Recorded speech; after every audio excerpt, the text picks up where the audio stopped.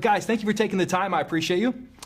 Freddie, I want to start with you. Obviously, when that original movie came out, October 17th, 97, Scream had already come out. Scream 2 was just a few months away. We still hadn't gotten Valentine or Urban Legend, but we were very much in the slasher era, the era that I grew up and loved as a kid. I'd love to know what you just remember as an actor about that explosion of slasher movies that came out in the late 90s. Yeah, you know, every 10 years, horror films kind of evolve, right? And it happens much more quickly than comedies or dramas or action movies or anything like that. And we had just come from a time when horror movies weren't really being respected, and it took Wes to come in and kind of remind people, no, look what you can do with a low budget but a great script that's character driven with wonderful set pieces. This is Scream. And all of a sudden everybody goes, oh yeah, we can make money on horror movies. And so they started taking swings on other scripts, and they started giving opportunities to other scripts and ideas. And then 10 years later, it starts to getting diluted, and the movies aren't as good anymore, and then it has to evolve and change, and all of a sudden Saw came out, which makes our movies not scary anymore. You know what I mean? And kids are like, well, now I've seen this, so now your movie's funny. I remember as a kid thinking Freddy Krueger was terrifying.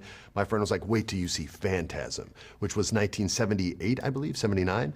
And right before the 80s started, and I was like, man, this isn't scary, this is funny. But it's because horror evolves so quick. These directors and writers are constantly trying to outperform what inspired them, because you can't scare somebody with the same thing twice. It just doesn't work. To your point, you mentioned funny. What was your relationship like when Scary Movie came out and it was actively making fun of? I haven't seen it. I really only watch horror movies. That's all I've seen. But anytime that your art is successful enough that somebody's going to parody it. I mean, I grew up reading Mad Magazine. That was parody of every movie that ever came out.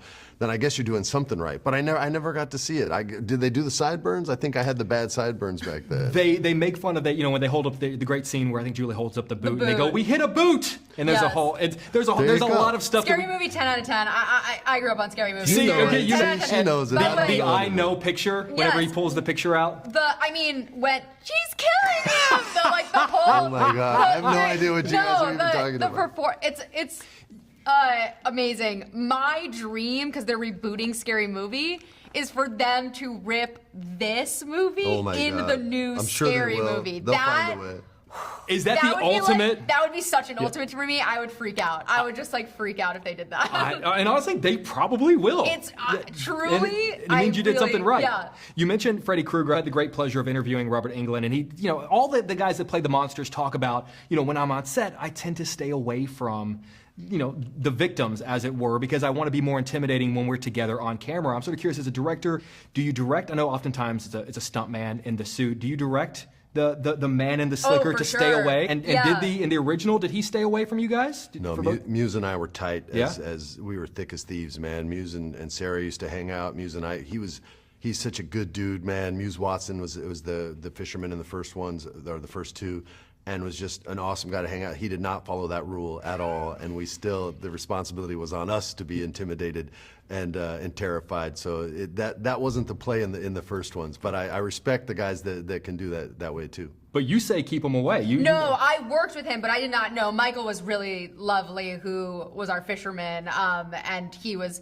very much in it with the cast. The one thing that I did do is there's a couple moments where characters are discovering other characters' dead bodies, and I didn't let the actors see the bodies until they saw it on camera. So I kept them completely away from the set, and I wanted that reaction to be genuine. So there is a moment towards the end of the film where Madeline Klein discovers bodies. That is the first time that she was seeing. Come on. Well phrased. Yes. And there's no take two on that. That is one and done. Right. It's one and done, and it's in the movie. That is fantastic. You know, rewatching the original, I've seen it 1,000 times.